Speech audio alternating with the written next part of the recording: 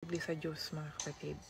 Itong talata na nandito talaga sa 1 Corinthians chapter 2, hawig po talaga, relate po sa aking pinagdasal ngayon na sabi ko walang natutuwa sa aking mga pinopost, Lord.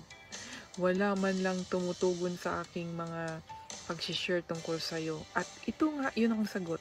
Ulitin niyo po dahil ang ganda po ng mensahe dito.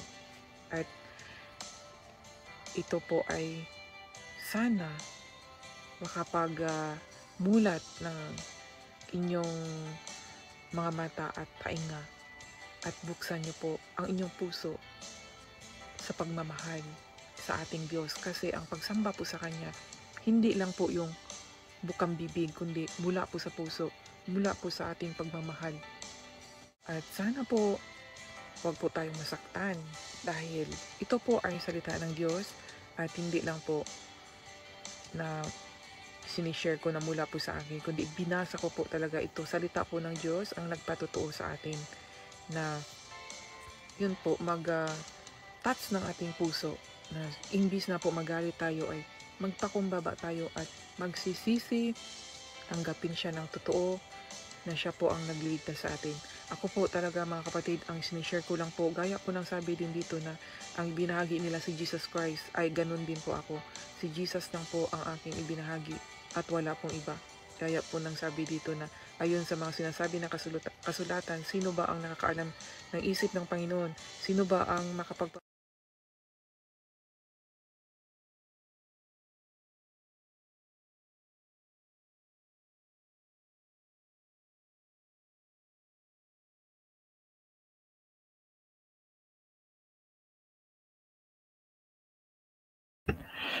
Good morning.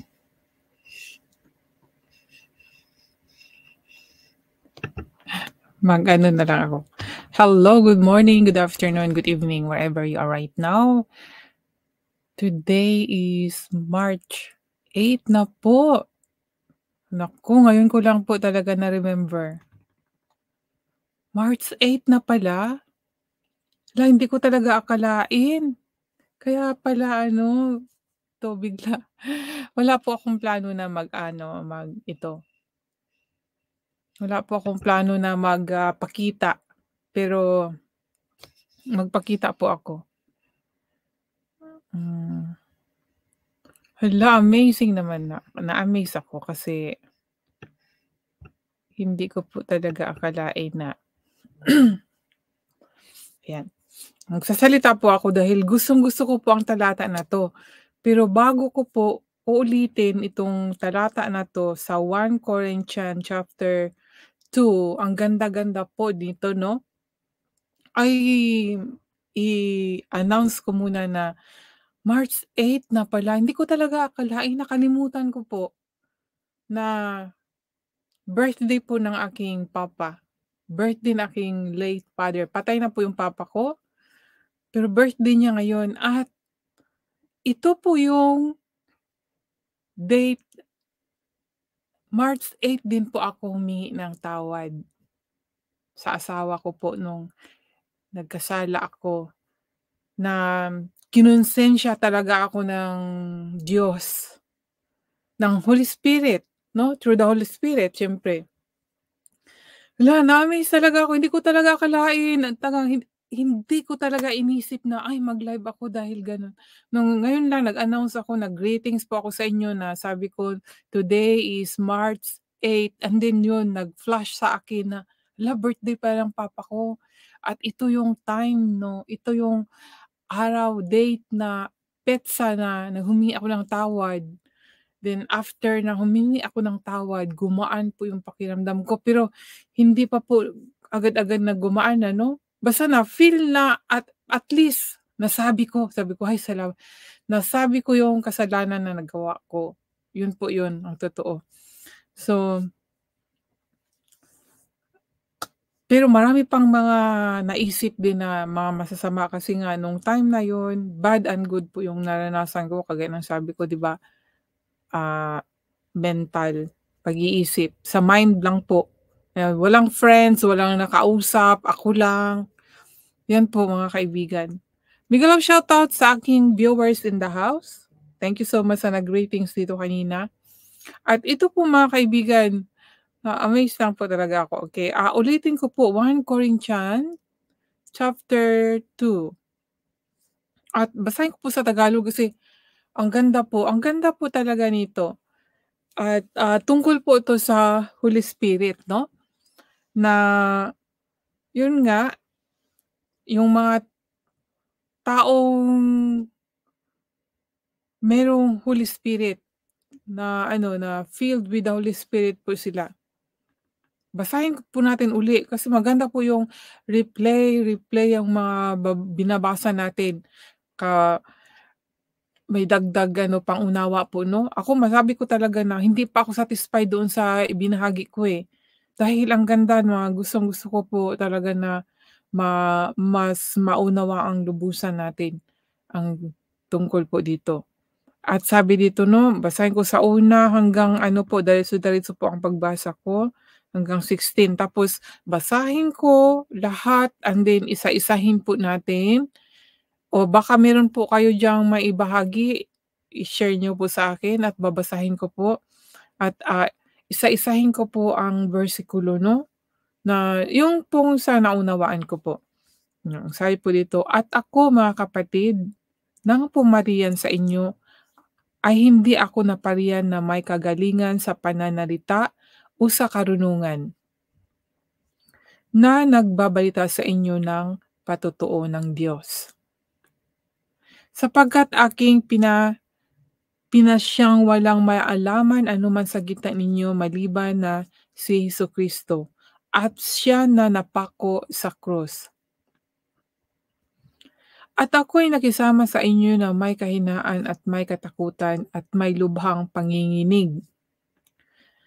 At ang aking pananalita at ang aking pangangaral ay hindi sa mga salitang panghihikayat ng karunungan, kundi sa patutuo ng Espiritu at ng kapangyarihan. Upang ang inyong pananampalataya ay huwag masalig sa karunungan ng mga tao, kundi sa kapangyarihan ng Diyos. Gayunman, ay nangagsasalita kami ng karunungan sa mga may gulang, bagaman hindi ng karunungan ng sanglibutang ito o ng mga kapangyarihan sa sanglibutang ito na ang mga ito'y nangag-uuwi sa wala.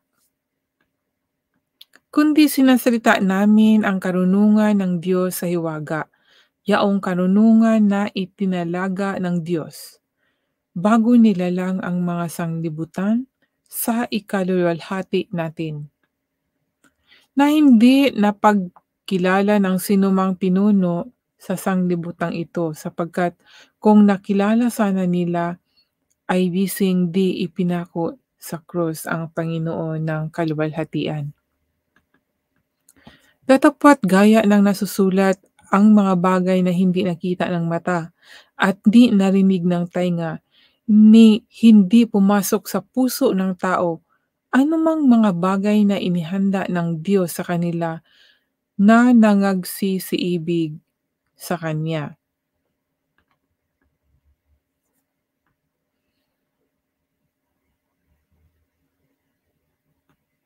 Ngunit ang mga ito ay ipinahahayag sa atin ng Diyos sa pamamagitan ng Espiritu, sapagkat nasisiyasat ng Espiritu ang lahat ng mga bagay, oo, ang malalalim na mga bagay ng Diyos. Sapagkat sino sa mga tao ang nakakakilala ng mga bagay ng tao, kundi ang espiritu ng tao na nasa kaniya. Gayon din naman ang mga bagay ng Diyos ay hindi nakikilala ng sinuman maliban na ng Espiritu ng Diyos. Ngunit ating tinanggap hindi ang espiritu ng sanglibutan, kundi ang espiritong mula sa Diyos, upang ating mapagkilala ang mga bagay na sa atin ay ibinigay na walang bayad ng Diyos. Na ang mga bagay na ito ay atin namang sinasalita, hindi sa mga salitang itinuturo ng karunungan ng tao, kundi sa itinuturo ng Espiritu na iniwawangis natin ang mga bagay na ayon sa Espiritu sa mga pananalig ayon sa Espiritu.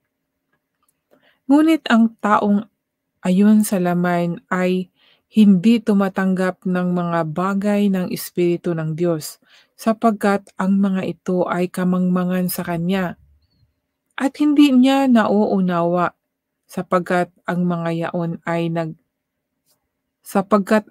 yaon ay sinisiyasat ayon sa Espiritu. Ngunit ang sa Espiritu ay nagsisiyasat sa lahat ng mga bagay, at siya'y hindi sinisiyasat ng sinuman. Sapagkat sino ang nakakilala ng pag-iisip ng Panginoon upang siya'y turuan? Sapagkat sino ang nakakilala ng pag-iisip ng Panginoon upang siya'y turuan niya? Tatapat na sa atin ang pag-iisip ni Kristo. Amen.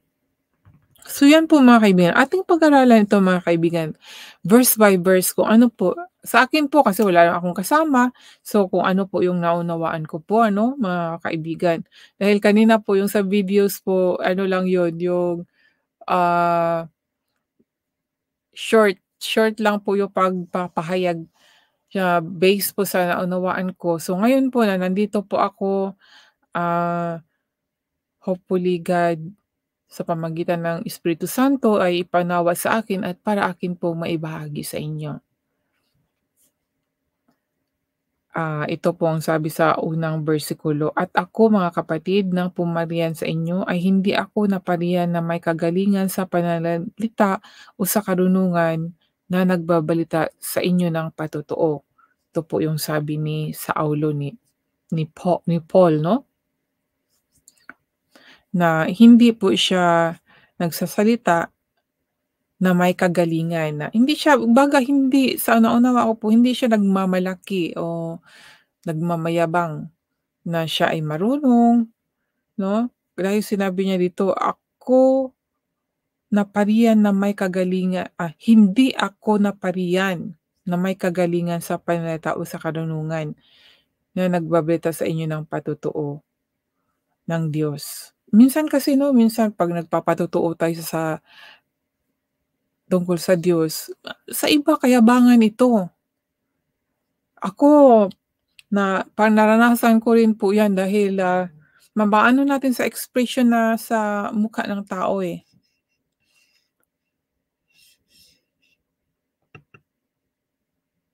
Maano natin sa expression sa mukha ng tao, 'di ba, 'pag nagpatotoo tayo minsan merong parang naka-ano po, naka-smile. 'Yan po based sa akin nagsasalita po ako sa salita ng Diyos at mahilig po akong magpatotoo, na minsan din nagpapatotoo ako sa loob ng simbahan o kahit saan pong mga service. Minsan na nakikita ko sa expression ng mga mukha, parang parang na nakakailang po. Kaya siguro nayabangan o dahil minsan ko ring narinig sa dalawa kong itinuturing kong kaibigan na sabi ko na merong milagrong nangyari sa akin. Dahil nung time na yon 2012, yun pa yung, ah, first first year ko po yon mula nung yun nga napatawad naligtas. Na marami pang katanungan, anong nangyari sa akin kasi hindi naman automatically na nung na-save ka o humingi ako ng tawad ay agad-agad na clear na or okay na, parang magic, ayun hindi po gano'n ang nangyari sa buhay ko. Dahil imagine po 2012, gaya po ng sabi ko is ngayon March. Ilang years 12, 13, 14, 15, 16, 17, 18, 19, 20, 21, 22, 23, 24. So, ilang years na ba yon mga kaibigan? Teka, 2012. So, bale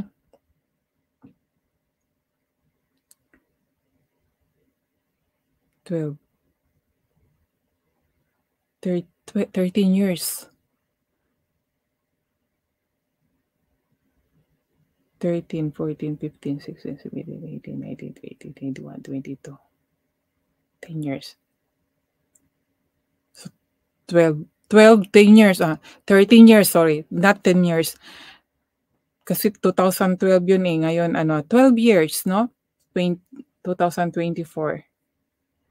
12 years na.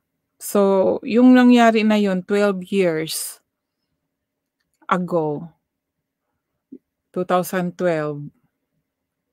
yung dalawa kong kaibigan sinabi ko may nangyaring milagro sa buhay ko tapos yun parang, "Buti ka pa may milagro sa buhay mo," gano'n ba yung pagkakaano nila.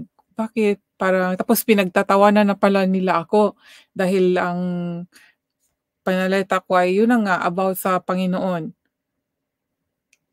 Yun at, doon ko naano na, hindi pala sila naniniwala kung may milagro sa buhay ko. Tapos kung mga kagaguhan doon naniniwala sila. Kaya yun, totoo nga 'pag once na binago tayo ng Diyos yung dating gawi natin ay mawawala na tayo doon 'no? At, yun nga thank God at wala na ako doon sa dating gawi at nandito na ako nagsasalita sa salita ng Diyos. So ganun din kay Paul na humble siyang nagsasabi dito na hindi ako napariyan na may kagalingan sa pananalita o sa karunungan na nagbabalita sa inyo ng patotoo ng Diyos. So sa verse 2, sapagkat aking pinapasyahang walang maalaman anuman sa gitna ninyo maliban na si Jesucristo at siya na napako sa krus. So ang gusto ni Paul dito ay si Jesus Christ lang ang kanyang pag-uusapan. Sapagkat aking pinasiyahang walang maalaman anuman sa gitna ninyo maliban na si Jesucristo at siya na napako sa krus. So yan po yun mga kaibigan ano. So hindi para sa, kanya, hindi para sa kay Paul na siya ay magaling kundi para kay Jesus Christ lang talaga kung kaya siya ay nagpunta, nag-share 'no, nagpahayag tungkol po kay Jesus Christ. So, dito tayo sa verse 3, "At ako'y nakisama sa inyo na may kahinaan at may katakutan at may lubhang pagninginig." Eh, siyempre dahil tao lang siya, ay makakaramdam din siya ng ganito lalo na sa noong unang panahon. 'Pag nagsasalita tungkol kay Jesus Christ ay 'di ba sinasaktan, pine-persecute 'no? Isa na si Paul, siya ay dating persecutor 'pag yung mga taong, nagsasalita tungkol kay Jesus Christ 'di ba, siya nga ang persecute kay Jesus Christ. Kaya nung nasa kay Jesus Christ na siya, alam niya na tutugisin talaga siya 'no? Kaya 'yan ang sabi niya na, "Ako'y nakisama sa inyo na may kahinaan at may katakutan at may lubhang panginginig." So 'yan po yung naunawaan ko dito at sa verse 4, "At ang aking pananalita at ang aking pangangaral ay hindi sa mga salitang panghihikayat ng karunungan kundi sa patotoo ng Espiritu at ng kapangyarihan." Amen. So, si Paul, siya talaga ay tunay na naglilingkod sa Diyos. Hindi siya naghihikayat, hindi siya nagsasalita ng mga gaya ngayon 'di ba, na mga mga magagandang salita para maengganyo ka na umanib sa kanilang sekta o sa kanilang church. Imbis na kaligtasan ang isasalita, kayamanan or kapangyarihan ang sini-share. So yan po ang gusto ng mga tao, lalo na yung mga tao gusto natin ng karangyang bagay 'no. Kaya 'pag nakarinig tayo ng mga salita na gaya ng iba na ikaw ay yayaman 'pag 'pag sumampalataya ka sa Diyos, ikaw ay magkakaroon nito, ikaw ay magkakaroon ng kapangyarihan. Yung mga ganyan po mga kaibigan. Totoo naman magkakaroon po tayo ng kapangyarihan, pero ibang kapangyarihan po yun. 'Pag tayo ay meron ng Holy Spirit, may magkaroon tayo ng kapangyarihan. Kapangyarihan na makapagsalita tungkol po sa Panginoon kagaya kay Paul. Nagkaroon siya ng kapangyarihan na ipamahagi ang tungkol kay Jesus Christ kung paano siya binago, paano niya nakita si Jesus Christ, 'di ba? Gano'n po yung mga kapangyarihan na 'yan mga kaibigan, at nagsasalita sa katotohanan, hindi po natatakot. Yung iba kasi ano, kapangyarihan na, um, magkaka makakamit ng kayamanan, magiging isang ano, mayaman, good business o ano-ano. Si Lord naman nagbibigay niyan, eh. Why not, 'di ba? Ipagkait niya. Pero unahin natin yung tungkol talaga sa kanya mga kaibigan, about sa espiritu, 'no? Ang aking pananalita at ang aking pangangaral ay hindi sa mga salitang panghihikayat ng karunungan, kundi sa patotoo ng espiritu at ng kapangyarihan. Nung kapangyarihan tungkol po sa espiritu, hindi po yung kapangyarihan na yung dito sa mundong ito mga kaibigan.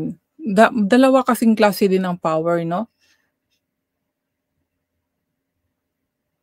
May power din yung kaaway ni Lord, ni God. May kapangyarihan din po. Teka muna.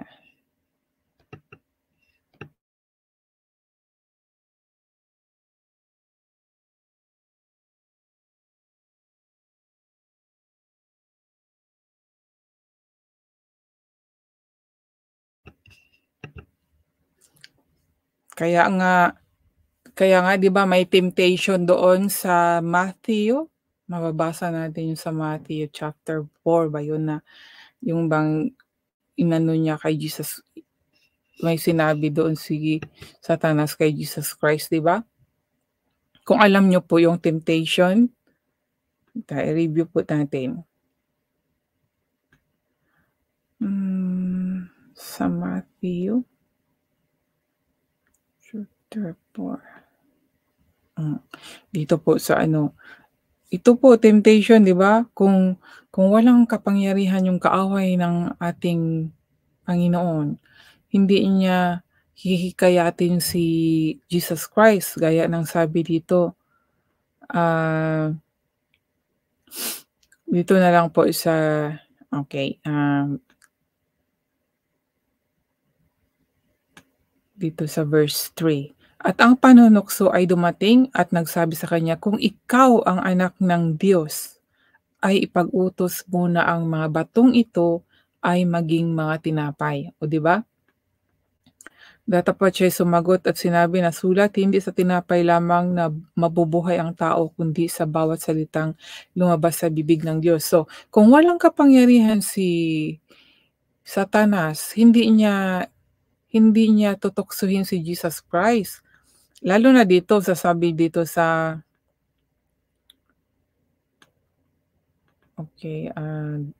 dito sa verse 8, "Muling dinala siya ng diablo sa isang bundok na lubhang mataas at ipinamalas sa kanya ang lahat ng mga kaharian sa sanglibutan at ang kaluwalhatian nila." O 'di ba? Kung walang kapangyarihan itong si Satanas, hindi niya tutuksohin si Jesus Christ na ganito. Pero dahil ang ating Panginoon ay more na makapangyarihan kaysa kay Satanas, kaya ang galing niyang sumagot. At sinabi niya sa kanya, "Lahat ng mga bagay na ito ay bibigay ko sa iyo kung ikaw ay magpatira pa at sasambahin mo ako." Yun po, imagine ang sabi ni Satanas, 'no? Ang sabi ni Jesus Christ, nang magkagayoy sinabi sa kanya ni Jesus, "Humayo ka, Satanas, sapagkat nasusulat sa Panginoon mong Diyos sasamba ka at siya lamang ang iyong paglilingkuran." O 'di ba? Nakaka-amaze. So, ang ating Lord Jesus ang more powerful. At itong speaking muna 'no, about kay Satanas 'no, talagang mayro'n siyang kapangyarihan dahil sinabi niya dito, siya po yung, ah, dito po sa sanglibutan kaya pa marami yung mga kahalayan po. Ang kanyang kapangyarihan ay hindi po mabuti, masama ang kapangyarihan po dito sa mundong ito 'no. Kaya mag-ingat po tayo mga kaibigan dahil itong si Satanas ay nagpapayaman din po ng tao. Makikita po natin maraming mga gumagawang hindi mabuti, pero masagana po yung buhay. Kaya pero mag-ingat po tayo dahil, sa mata ng Diyos, hindi po yun ang kalugod-lugod sa Kanya. Hayaan natin sila kung sila, mga kilala natin, mga kaibigan natin, gumawa ng hindi mabuti at masagana yung buhay tapos tayo, nasa matuwid pero ito nagkaroon ng mga problema, huwag tayong maengganyo or mag-inggit. Kasi sinusubukan din tayo. Gaya na sa pagsubok kay Job 'no, hinayaan ng Panginoon na subukin siya ni Satanas.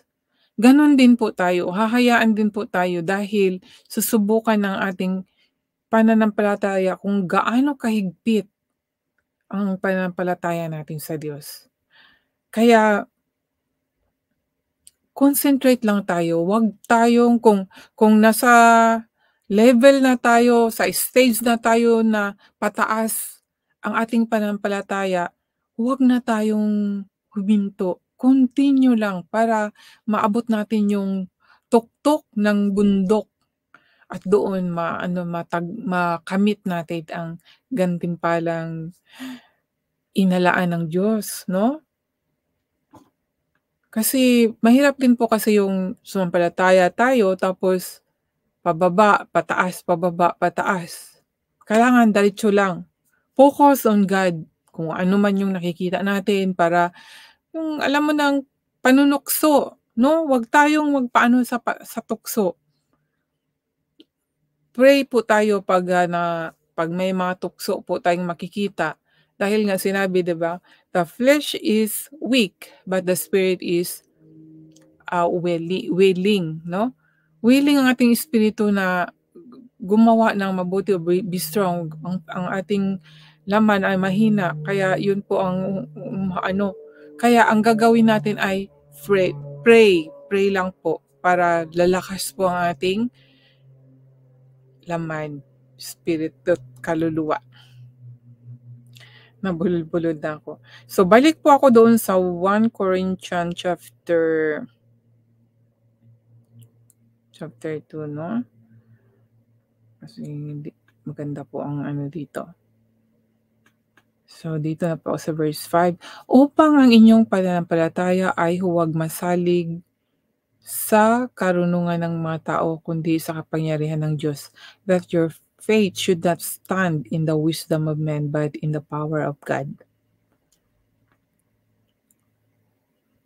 Ang aking panalita at ang aking pangangaral ay hindi sa mga salitang panghikayat ng karunungan kundi sa patutuo ng Espiritu at ng kapangyarihan upang ang inyong pananampalataya ay huwag masalig sa karunungan ng mga tao kundi sa kapangyarihan ng Diyos. Ayan po mga kaibigan 'no. Klaro naman na, ah, huwag huwag tayong masalig sa karunungan ng mga tao. Dahil maraming mga tao din po magaling po silang share. Gagamitin nila ang salita ng Diyos. Pero yun pala ay patibog lang. Marami 'di ba? Wala ba kayong nakikita?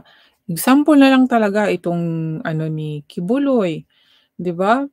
Meron akong friends diyan na umanib sa kanya at sa Facebook tapos nag-comment ako sa kanyang post.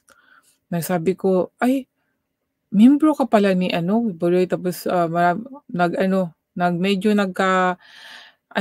nagkasagutan kami sa ano, sa kanyang post. At yun, umalis siya sa Facebook ko at ngayon kumusta na kaya siya? Tingnan pala talaga kung anong kahinatnan natin ano 'pag hindi maganda yung ating sinasalihan, pinapasukang ano, sekta. So dito po tayo sa verse 6, gayunman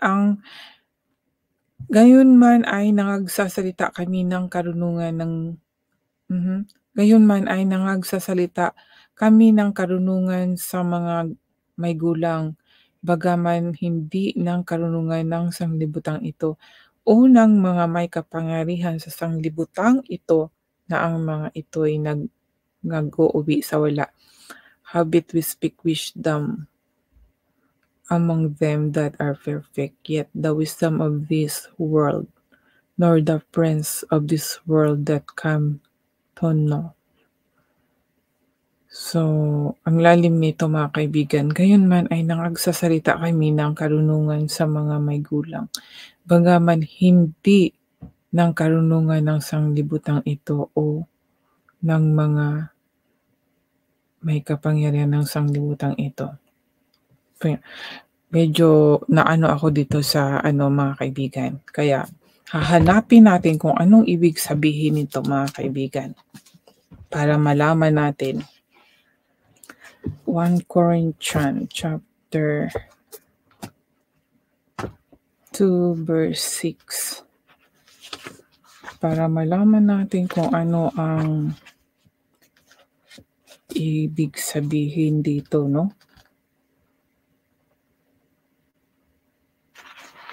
Chapter 2.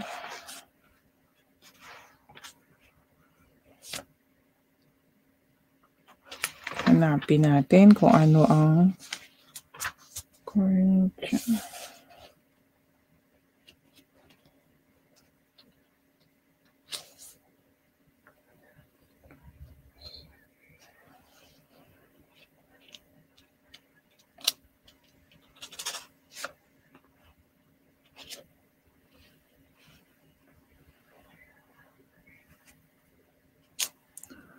Six.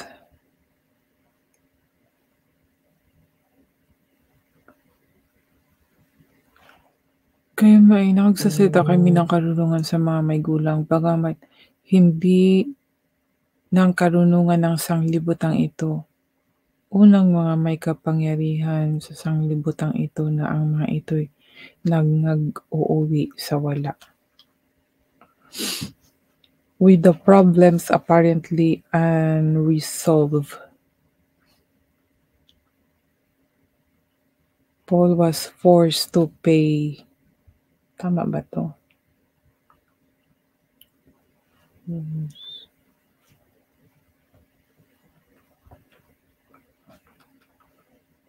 Although Paul did not. Study muna tayo mga kaibigan.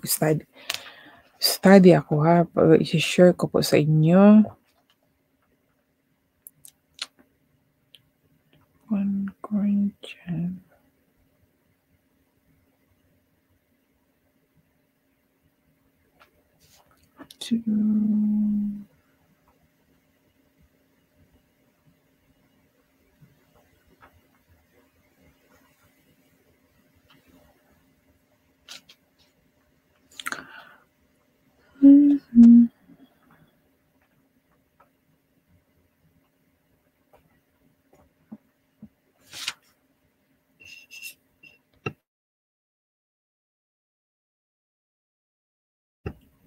Habang pinag-aralan ko muna mga kaibigan, ito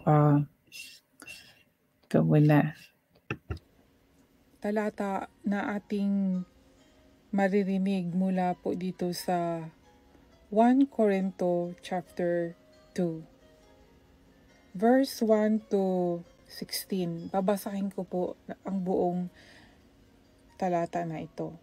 At ang sabi, at ako, mga kapatid, nang pumarian sa inyo ay hindi ako naparian na may kagalingan.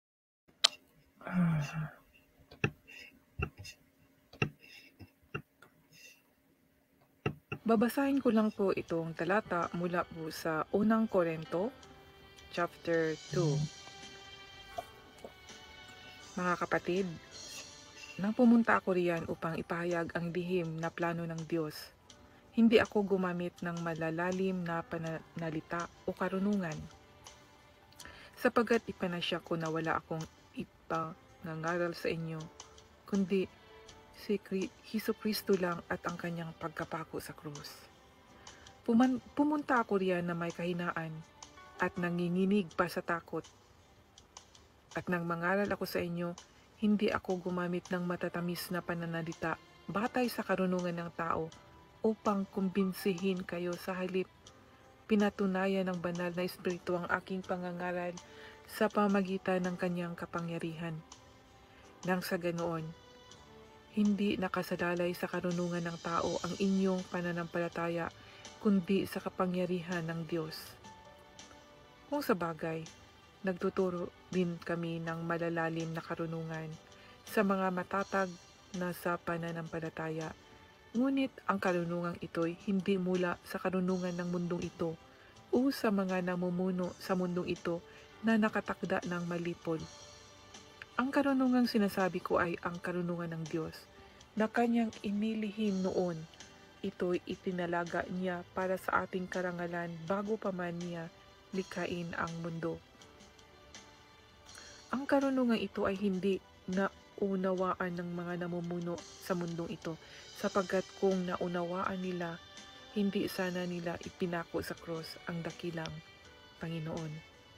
Ganito ang sinasabi ng kasulatan: wala pang taong nakakita, nakarinig o nakaisip sa mga bagay na inihanda ng Diyos para sa mga nagmamahal sa Kanya. Ngunit ang mga bagay na ito'y ipinahayag na sa atin ng Diyos sa pamagitan ng Kanyang Espiritu, sapagkat ang lahat ng bagay ay nalalaman ng Espiritu, maging ang mga malalalim na kaisipan ng tao. Hindi ba't walang nakakaalam sa iniisip ng isang tao maliban sa kanyang sariling espiritu? Ganoon din naman, walang nakakaalam sa iniisip ng Diyos maliban sa kanyang espiritu. At ang espiritu na ito ng Diyos ang tinanggap nating mga mananampalataya. Hindi ang espiritu ng mundong ito, upang maunawaan natin ang mga pagpapalang ibinigay sa atin ng Diyos. Kaya nga ipinangangaral namin ang mga bagay na ito sa pamamagitan ng mga salitang mula sa banal na espiritu at hindi mula sa karunungan ng tao. Ipinangangaral namin ang espiritual na mga bagay sa mga taong pinanahanan ng espiritu. Ngunit sa taong hindi pinanahanan ng espiritu ng Diyos, hindi niya tinatanggap ang mga aral mula sa espiritu, dahil para sa kanya ito'y kamangmangan at hindi niya ito nauunawaan, dahil ang mga bagay na ito'y mauunawaan lamang sa tulong ng espiritu.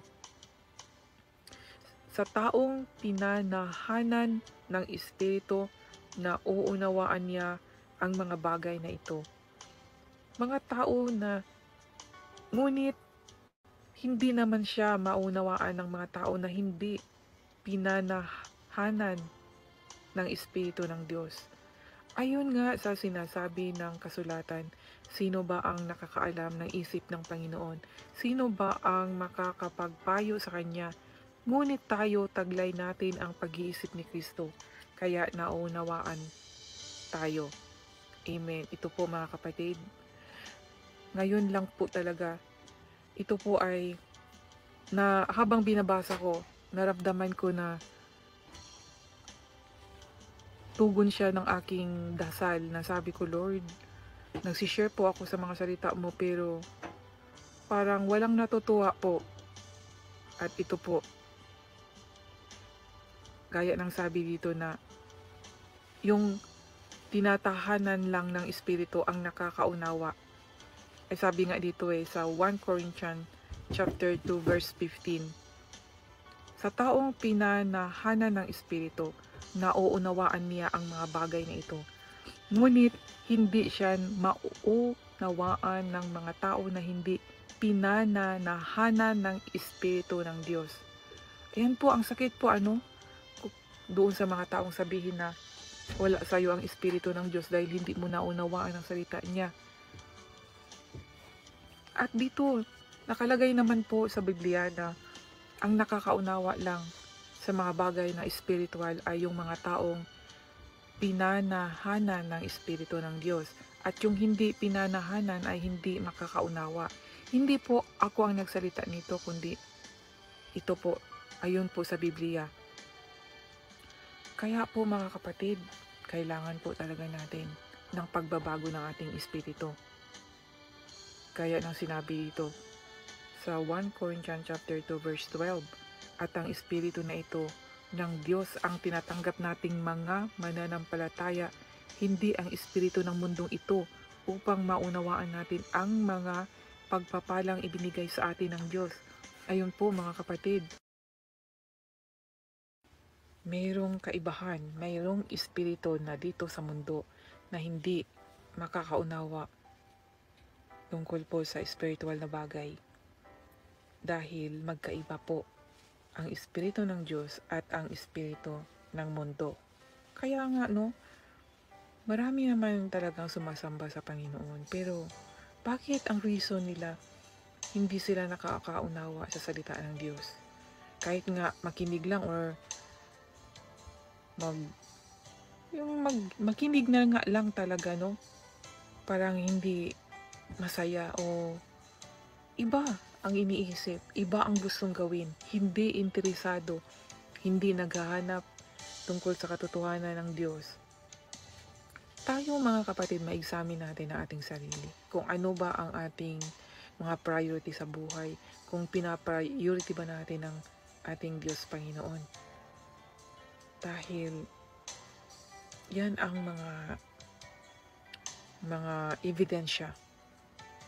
Iba ang gawain pag tayo po ay nasa panig or nasa paglalakad ng matuwid or pagsunod sa Diyos or pagmamahal sa Kanya. Dahil nga, di ba, mahal niya tayo. Ngayon, pag naramdaman natin ang pagmamahal na yan, ating gagantihan po yan. Wala pong imposible sa Diyos, mga kapatid. Itong talata na nandito talaga sa 1 Corinthians chapter 2, hawig po talaga, relate po sa aking pinagdasal ngayon na sabi ko, walang natutuwa sa aking mga pinopost, Lord. Wala man lang tumutugon sa aking mga pag-share tungkol sa'yo. At ito nga, yun ang sagot. Ulitin nyo po dahil ang ganda po ng mensahe dito. At ito po ay sana makapag-mulat ng inyong mga mata at tainga at buksan niyo po ang inyong puso sa pagmamahal sa ating Diyos. Kasi ang pagsamba po sa Kanya, hindi lang po yung bukang bibig, kundi mula po sa puso, mula po sa ating pagmamahal. At sana po, huwag po tayong masaktan dahil ito po ay salita ng Diyos at hindi lang po na sinishare ko na mula po sa akin, kundi binasa ko po talaga ito. Salita po ng Diyos ang nagpatotoo sa atin na yun po, touch ng ating puso na imbis na po magalit tayo ay magpakumbaba tayo at magsisisi, tanggapin siya ng totoo na siya po ang nagliligtas sa atin. Ako po talaga mga kapatid, ang sinishare ko lang po, gaya po ng sabi din dito na ang binahagi nila si Jesus Christ ay ganun din po ako. Si Jesus lang po ang aking ibinahagi at wala pong iba. Gaya po ng sabi dito na ayon sa mga sinasabi na kasulatan, sino ba ang nakakaalam ng isip ng Panginoon? Sino ba ang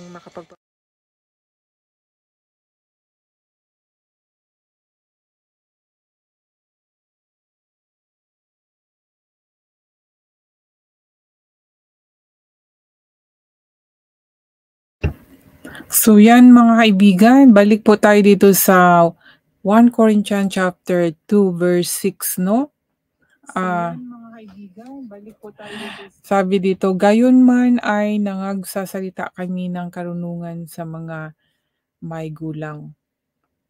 Bagaman hindi ng karunungan ng sanglibutang ito o ng mga may kapangyarihan sa sanglibutang ito na ang mga ito'y nangag-uuwi sa wala.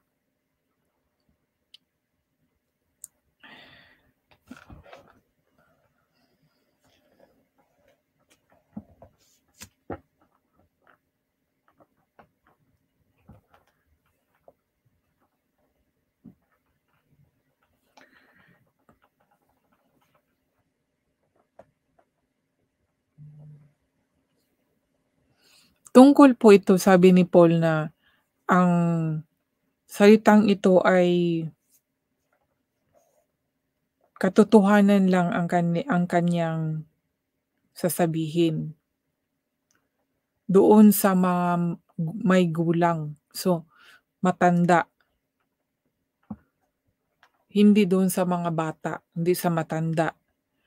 Na gayunman ay nagsasalita kami ng karunungan sa mga may gulang, bagaman hindi ng karunungan ng sanglibutang ito.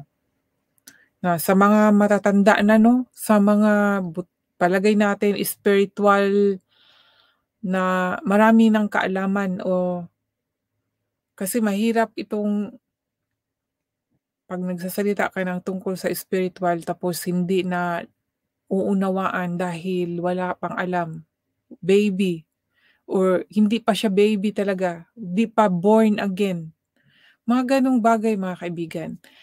Mahirap paunawa ang tungkol sa spiritual na bagay 'no, tungkol sa espiritu kung siya ay bata pa, hindi pa na-born again, mga gano'n. Sa espiritu, mga kaibigan.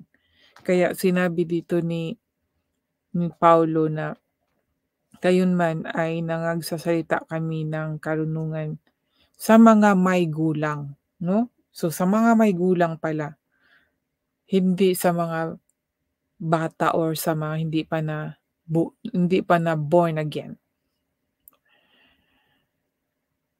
At, ah, hindi bagaman hindi ng karunungan ng sanglibutang ito. So, hindi tungkol sa mundong ito ang kaniyang sinasalita, kundi kapangyarihan tungkol sa Panginoon, 'no. Dahil mauwi nga lang sa wala 'pag ang kaniyang isasalita ay tungkol sa mundong ito, ay mauwi sa wala, 'no. Sabi dito, bagaman hindi ng karunungan ng sanglibutang ito o ng mga may kapangyarihan sa sanglibutang ito, na ang mga ito'y uuwi sa wala. Hmm. Sabi sa verse 7, kundi sinasalita namin ang karunungan ng Diyos sa hiwaga. Yaong karunungan na itinalaga ng Diyos bago nilalang ang mga sanglibutan sa ikaluluwalhati natin. Hindi sinasalita namin ang karunungan ng Diyos ng hiwaga, kundi sinasalita namin ang karunungan ng Diyos ng hiwaga, yaong karunungan ng itinalaga ng Diyos bago nilalang ang mga sanglibutan sa ikaluluwalhati. But we speak the wisdom of God in a mystery, even the hidden wisdom which God ordained before the world unto our glory. Para about Jesus Christ ang tinutukoy dito. Because Jesus Christ is a mystery. And He is the hidden wisdom, no? Even the hidden wisdom which God ordained.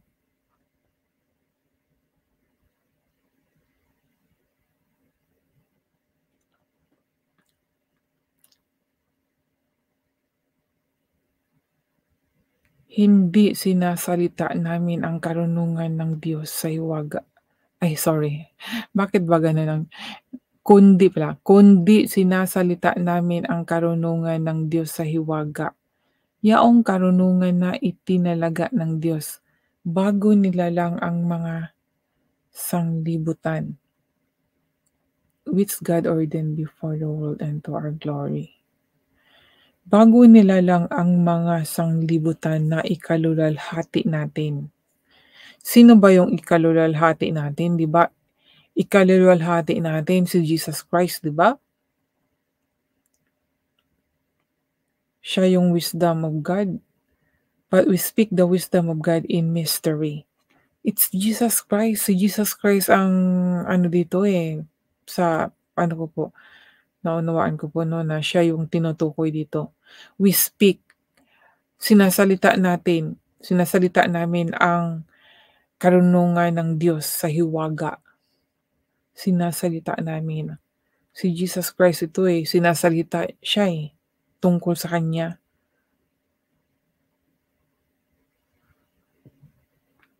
At siya yun, bago nilalang ang sanglibutan ay siya.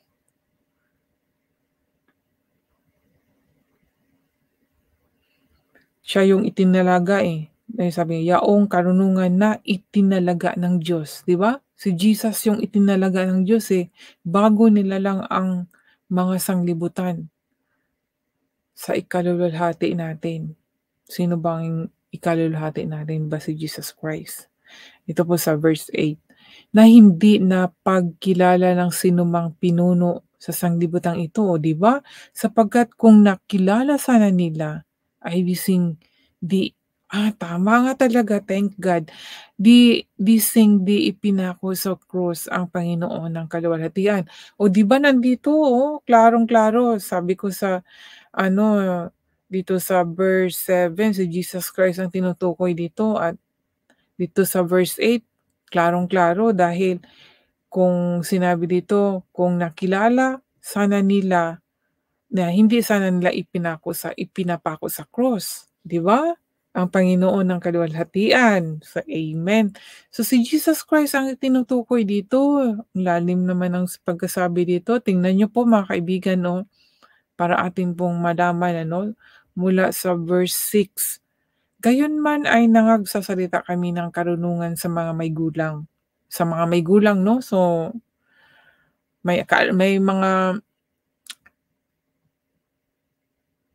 gulang, so may mga edad, mga idaran na, mga good enough in spiritual ba, na 'pag nagsasalita ay maunawaan na nila 'no, gano'n. And then dito sa verse 7, kundi sinasalita namin ang karunungan ng Diyos sa hiwaga, yaong karunungan na itinalaga ng Diyos bago nilalang ang mga sanglibutan na ikaluluhati natin. 'Di ba, ang tinutukoy dito si Jesus Christ. Siya yung karunungan ng Diyos. Siya yung karunungan na itinalaga ng Diyos sa atin. Bago nilalang ang mga sanglibutan ay siya yun, itinalaga na ng Diyos para ikaluluhati natin si Jesus Christ, at sa verse 8 klarong-klaro na siya talaga ang tinutukoy para maunawaan natin, para ma-confirm na siya nga itong nasa verse 7, nandito sa verse 8. Kaya 'pag magbasa tayo continue para mas lalo nating maunawaan, then sabi dito sa verse 8 na hindi napagkilala ng sinumang pinuno sa sanglibutang ito, sapagkat kung nakilala sana nila ay di ipinako sa krus ang Panginoon ng kaluwalhatian. O 'di ba mga kaibigan? Kung nakilala nila, kung naunawaan nila ang karunungan na itinalaga ng Diyos, hindi nila ipapako si Jesus Christ. Si Jesus Christ po ito, wala pong sinabing Jesus Christ, pero siya po yung nakapako sa cross. Siya po yung itinalaga ng Diyos. Siya po yung karunungan na itinalaga ng Diyos. The wisdom, siya po yung wisdom of God. Siya po yung mystery, the hidden wisdom of God, which God ordained before the world unto our glory. So, ang ganda mga kaibigan, Continue po tayo dito sa verse 9. Tatapot gaya ng nasusulat, ang mga bagay na hindi nakita ng mata at ni narinig ng tenga, ni hindi pumasok sa puso ng tao, anumang mga bagay na inihanda ng Diyos sa kanila na nangagsisiibig sa Kanya.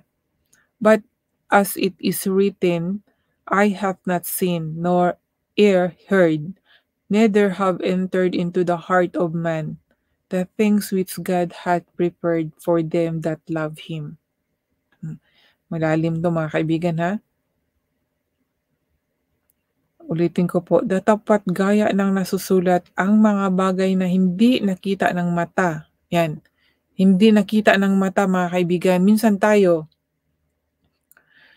naniniwala lang tayo dahil na nakikita na natin. Hindi tayo naniniwala kung hindi natin nakita, narinig natin pero hindi natin nakita, hindi pa rin naniniwala. Unless na ma-experience natin, 'di ba? Pero sa ating pananampalataya sa Diyos, kahit hindi natin nakikita, maunawaan natin, makilala natin siya.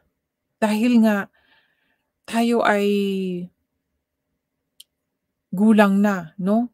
Gulang na, we are already born again. We are a child of God. So sabi dito, ni hindi pumasok sa puso ng tao anumang mga bagay na inihanda ng Diyos sa kanila na nagsisiibig sa Kanya. Tatapat gaya ng sulat ang mga bagay na hindi nakita ng mata at ni narinig ng tenga ni hindi pumasok sa puso ng tao. Anumang mga bagay na inihanda ng Diyos sa kanila na nagsiibig sa Kanya. Verse 10 po tayo. Ngunit ang mga ito ay ipinahayag sa atin ng Diyos sa pamamagitan ng Espiritu. Sapagkat nasisiyasat ng Espiritu ang lahat ng mga bagay o ang malalalim na mga bagay ng Diyos. So, yun mga kaibigan. Ang tungkol po sa Diyos, hindi natin ito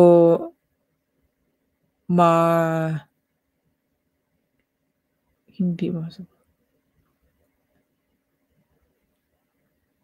Dapat gaya. Ulitin ko po mga kaibigan na kasi hindi ko po alam kung paano ko i-express. Datapat gaya ng nasusulat ang mga bagay na hindi nakita ng mata at di narinig ng tainga ni hindi pumasok sa puso ng tao.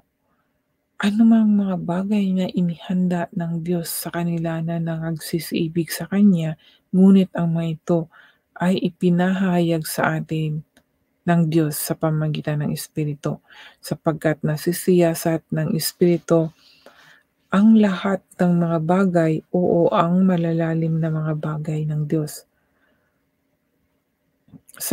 Verse 11, sapagkat sino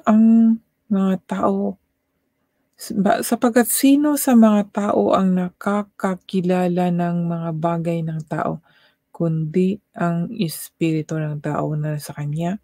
Gayon din naman ang mga bagay ng Diyos ay hindi nakikilala ng sinuman maliban na ng Espiritu ng Diyos. So dito mga kaibigan, sa verse 9, 10, 11 na continue natin, tungkol po kasi sa Espiritu ito. Ang sinabi dito na ang Espiritu lang ang nakakaalam sa lahat ng bagay. Kaya siya ang nagsisiyasat sa atin. At sinabi dito sa 11 na sapagkat sino sa mga tao nakakilala sa bagay ng tao, kundi ang espiritu ng tao. So, ganun din kung tao, espiritu ng tao lang nakakaunawa. Ganon din naman sa bagay ng Diyos ay hindi nakikilala ng sinuman maliban sa espiritu din ng Diyos. So, ibig sabihin dito, kung tayong tao ay mayroong espiritu ng Diyos, so atin siyang makikilala, atin siyang maunawaan, 'di ba? Yun yung pagkakaunawa ko dito mga kaibigan. Kung wala tayong espiritu ng Diyos, hindi natin siya maunawaan, hindi natin siya makikita. Hindi natin siya maririnig. Paano tayo makikipag-communicate kung ang ating espiritu ay espiritu ng tao, 'no? Hindi espiritu ng Diyos dahil may sinabi dito, sapagkat sino sa mga tao ang nakakilala ng mga bagay ng tao, kundi ang espiritu ng tao, 'di ba? So wala pa siyang espiritu ng Diyos. Espiritu pa lang natin yung Paano ba natin unawain ito, espiritu ng tao?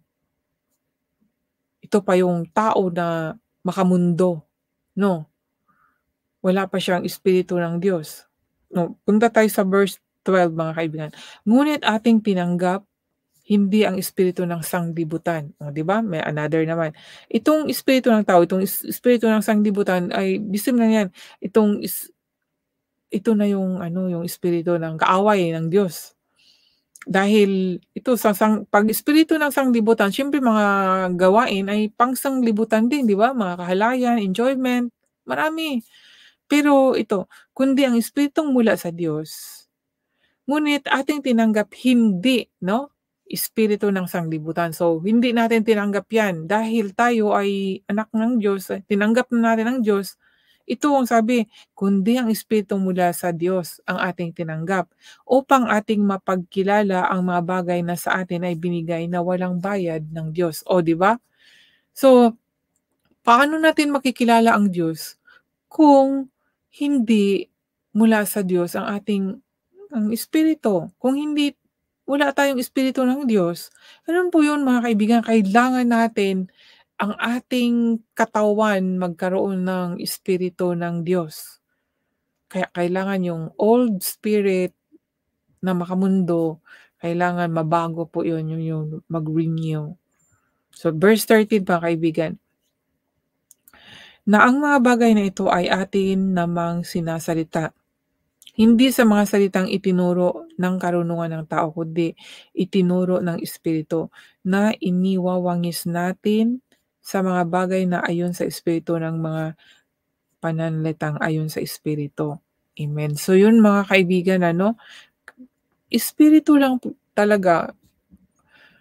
Kayo mga kaibigan, kung basahin niyo ang talata na 'to, examine po ninyo ang sarili kung ano po yung naunawaan ninyo dito. Kung may naunawaan ba kayo 'pag nagbabasa sa salita ng Diyos, kasi amazing po talaga itong salita ng Diyos, eh.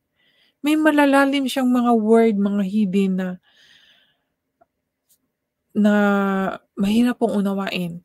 Pero 'pag once na meron po tayong yung espiritu ng Diyos, maunawaan natin, papaunawa po sa atin. Ang ganda, kaya kailangan po natin mga kaibigan, be filled with the Holy Spirit, the Spirit of Christ. Verse 14, ngunit ang taong ayon sa laman ay hindi tumatanggap sa mga bagay ng Espiritu ng Diyos. Ayun, kung kayo po, ayaw nyo pong magbago, mag-renew, magsisisi, confess, paano kayo makatanggap ng Espiritu ng Diyos? Yung gaya ng sabi dito sa verse 14, ngunit ang taong ayon sa laman ay hindi tumatanggap, lalo na yung mahilig pa sa mga makamundong bagay, 'no? Mahirap pong makakaunawa tungkol sa Diyos mga kaibigan. 100% true talaga itong 'pag tayo ay walang Spirit of God, we cannot understand His word. 100% po talaga. At examine niyo po ang sarili ninyo kung nakakaunawa po kayo. Bakit ayaw niyong magbasa ng Bible kung nakakaunawa kayo? Kung nakakaunawa kayo, tiyak may kagalakan po, may joy po sa puso. Talagang parang inspired magbasa. Kasi yun, Spirit of God na yung nasa atin, eh. Ang gusto doon ng Espiritu ng Diyos na nasa atin ay magbasa ng kanyang mga salita. And yun po yung parang 'pag naunawaan mo, para kang lumulutang sa alapaap, ang joy, para kang glory to God, talagang sobrang saya. 'Pag once na ma-examine mo, maranasan mo 'yan mga kaibigan, maranasan mo ang mga bagay na 'yan, talagang magagalak ka po at, talagang continue, amazing, basta mag-glorify mo talaga ang Diyos. Maluluwalhati mo talaga siya na masabi mo talagang He's real sa buhay mo po mismo. sa buhay po natin mismo mga kaibigan. At sabi dito sa verse 15, "Ngunit sa Espiritu ay nagsisiyasat sa lahat ng mga bagay at siya'y hindi sinisiyasat ng sinuman. But he that is spiritual judgeth all things, yet he himself is judged of no man." At siya'y hindi sinisiyasat ng sinuman. Sapagkat, verse 16, "Sapagkat sino ang nakakilala ng pag-iisip ng Panginoon upang siya'y turuan niya na tapat na sa atin ang pag-iisip ni Kristo." Itong sa last verse mga kaibigan nito, tatapat na sa atin ang pag-iisip ni Kristo. Ito po yun mga kaibigan, the whole chapter ng Corinthian, no? Chapter 2, 1 Corinthians chapter 2, the whole things, ang masasabi ko po talaga na naunawaan ko na filled with the Holy Spirit and yung mag-renew po tayo. Kailangan po magkaroon tayo ng kagulangan. Yung maging matanda din po tayo. Kung kayo po ay Christian, minsan makakarinig po kayo, baby pa yan. Di ba yun? Bago pa siyang born again ng Spirit. So, yung mga naunawaan niya ay kunti pa lang. Kagaya nung ako po yung una 2012, 13, 14, lalo na sa akin talaga mga kaibigan, walang nagtuturo na hindi po ako sa simbahan kasi nakakarinig ng kagaya ng faith ko kay Lord sa pagbabasa lang talaga, sa pagbabasa ko lang ng Bible. And then, yun pala yun nga dahil baby pa ako marami akong gumagulo. Kaya nga sabi ko nga yung mental, sa mind po talaga dahil 'pag nagbasa ng Bible, totoo po yan 'pag walang guide ng Holy Spirit, iba yung maunawaan kaya nag-iiba yung pag-iisip, 'di ba? Kaya kailangan talaga ng prayer. Pero yun na nga, hindi mo naman maunawaan din kung hindi yung Holy Spirit din ang magpapaunawa. Yun din po ang naano ko kasi nung nagbasa ako na-amaze ako bakit ko naunawaan, bakit ganito? And then dahil naunawaan ko, yung nabe-base ko sa mga experience ko dahil yang pa lang ako ay nagiging maka-Diyos na rin ako. So yung mga sinusunod ko nung tinuro sa'kin ng mama ko at nabasa ko sa Bible, doon parang yun pala 'pag baby ka talaga maguguluhan ka talaga dahil, "Ano 'to, bakit gano'n? Bakit iba yung sa mga nangyari sa akin?" Yung ganito nagro-rosary ako, nonobena tapos yun, tapos bakit dito mali, lumuluhod ako sa harapan ng mga rebulto. Yun po yung mga una-una talagang nagpapaano sa mind ko, bakit gano'n? Tapos hindi ko po talagang sinabi ko, yung hindi ko binabaliwala ko po. Tapos pabalik-balik po kasi siya kaya doon ko po naano, hala, parang God is talking or showed to me na ito, lagi niyang pinapabasa sa'kin yung mga verses about sa mga graven images. So doon po nalaman ko marami, hindi lang po sa mga gano'n, yung sa mga turo din ng mga churches. Doon ko po naano na, okay, I surrender. Ang mga salita mo Lord ang aking susundin. Nandun yung takot ko sa totoo lang, yung takot ko na baka 'pag sundin ko ang Bible ay yun nga totoong masiraan ng ulo.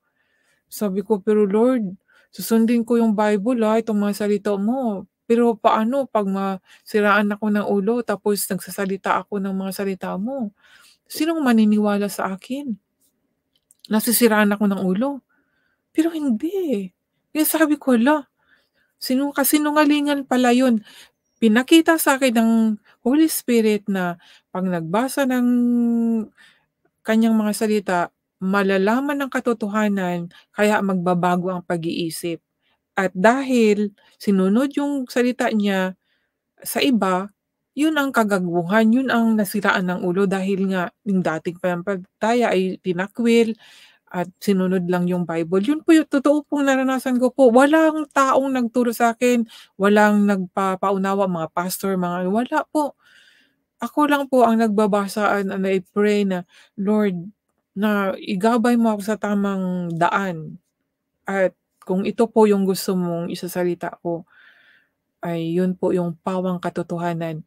Hindi binibenta, libreng ibinigay, libreng ibibigay." Yun po, yun ang sabi ng Bible. Kaya hindi po ako namimira, hindi po ako nag-aano na, magkakaroon ng pera.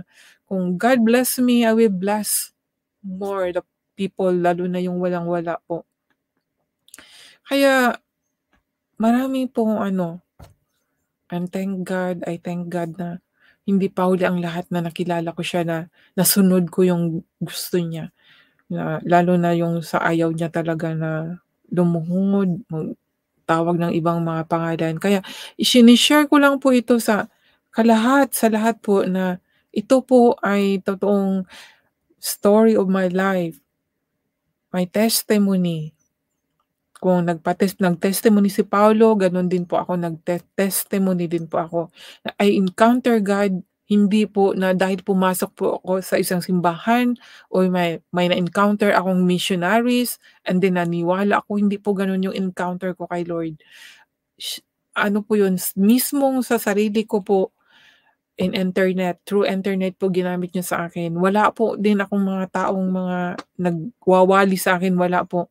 And Bible din po. Talagang ako ng Holy Spirit na magbasa ng Bible at doon po nalaman ko. Kaya nag-share po ako dito internet kasi I encounter God. Masabi ko, God talk to us in many different ways. And ito po yung boldness na ibinigay ni Lord sa akin to share the word, truth from the Bible. Kaya po, hindi po ako expert, gaya ng sabi ni Paul din, na hindi sa karunungan, kundi ano yung sabi niya na, ah, at ang aking pangaral ay hindi sa mga salitang panghihikayat ng karunungan, kundi sa patutuo ng espiritu at kapangyarihan. Gano'n din po ang sa akin. Upang, ang inyong pananampalataya ay huwag masalig sa karunungan ng mga tao, kundi sa kapangyarihan ng Diyos. Wala po akong maipagmalaki sa sarili ko, mga kaibigan. Ako ay nagpapasalamat lang talaga sa Diyos, kaya nandito po ako dahil sa sobrang gratefulness ko kay Lord sa ginawa niya sa buhay ko. Kaya hanggang ngayon, sabi ko talaga, "Lord, nandito ako, i-she-share ko ang katotohanan tungkol po sa'yo, Panginoon. Bigyan mo lang ako ng pangunawa." Hindi po ako nag-aaral ng Bible sa Bible school po. Maano po ako, talagang mabagal po nga din ang aking pag-self-study, mabagal po dahil sobrang busy po ako at nandito po ako nagse-share po sa inyo. Katunayan po, 2:00 na po dito sa lugar ko, mula pa ako sa trabaho, wala pa po akong tulog. Gusto ko lang po talagang mag-share tungkol po dito para po malaman ninyo na kailangan po natin magkaroon ng espiritu mula po sa Diyos. Kaya ang mapapayo ko po, confess confess sa kung saan po kayo nagkasala, kung saan po yung talagang kasalanan na ginawa niyo. Siyempre kay God, si God alam na niya ang ating kasalanan. Pero kailangan natin mag-confess kung halimbawa kayo po ay adultery, nagnakaw, or ano man na commit niyo sa isang tao, puntahan niyo po ang isang tao na yun dahil yun po yun, isa sa instrument and very strong na, mapapatawad po talaga. Kasi mga works, kailangan natin ng works din. Hindi works para ma-save, hindi po. Because, yung bang you act talaga, yung kung totoo kang nagsisisi, confess ka talaga, 'di ba? Hindi lang yung puro kay Lord, alam na ni Lord yun, eh. Kasi sa akin, mga kaibigan, sa aking experience 'no, always, "Lord, forgive me." Kay Lord lang ako nag-forgive. Pero yung taong ginawan ko ng kasalanan, kasama ko, hindi niya alam na nagkasala ako. Kaya lead by the Holy Spirit, hindi sa sarili ko po. Kasi sabi ko, ano naman, eh, yung maghingi naman ako ng tawad, pero good timing yung sa timing ko po, na sabi ko na maghahanap ako ng timing na maunawaan ako na yung maghingi ako ng forgive, pero hindi, eh. Ang Holy Spirit talaga. Ang Holy Spirit ang nag-lead sa akin para lumapit ako sa tao na kung saan ako naggawa ng kasalanan po. At ang araw na yun ay ganito, March 8 and today po yun. Kaya pala dito nag-live ako. Kaya God is so amazing.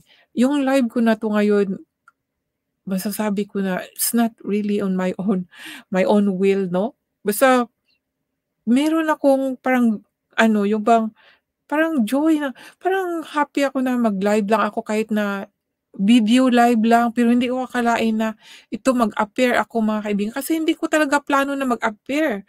And then, yun na nga sabi ko, "Ay sayang naman talaga, gusto ko talaga i-share ito, eh, yung naka-live." Kaya ito, nandito ako, and then nung pag-greetings ko po, balik ko po uli, sabi ko, "Good morning, good afternoon, good evening. Today is March 8." Pagsabi ko ng gano'n, na-remember ko kaagad, hala, birthday pala ng papa ko, March 8. And then, ito yung date. Ito yung date kung saan ako naghingi ng ano, ng tawad 'no, sa taong pinagkasalaan ko. At, yan po mga kaibigan, ang lahat na 'to, kailangan natin, very need na magkaroon po tayo ng, mind of Christ. Kaya sabi dito, "But, for who hath known the mind of the Lord, that he may instruct him? But we have the mind of Christ." So, we need to have the mind of Christ, mga kaibigan. If we have the mind of Christ, of course, we know the word of God. Yung mga, susi po. Yan po mga kaibigan. So, ako po ay magpapaalam na at salamat po sa mga nandito. At sana kung sino man ang makaka-view ng video na 'to, ito po talaga ay, ah hindi po ito yung expert na nagpapahayag or nagse-share, basta ito po nagbabasa ako at ibinahagi ko lang kung ano pong naunawaan ko.